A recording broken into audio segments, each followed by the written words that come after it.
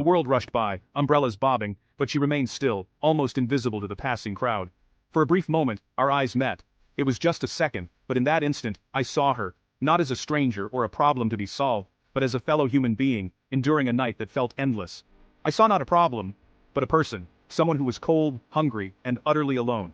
Her gaze was tired, but there was a quiet dignity in the way she held herself, even as the world ignored her. I kept walking, my footsteps echoing on the wet pavement. But with every step, a growing sense of guilt tugged at me, urging me to turn back. I hesitated, torn between my own comfort and the urge to do something, anything, to help.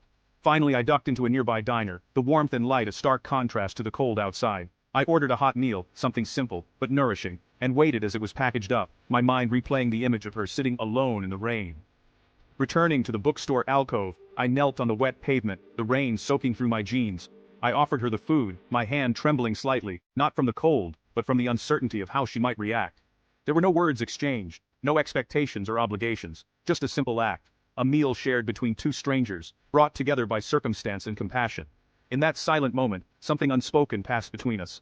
I left her, with the meal, glancing back as she unwrapped it, her face illuminated by the glow of a nearby street lamp. I felt a quiet connection, a sense that, for a brief time, our lives had intersected in a meaningful way. It was a small gesture.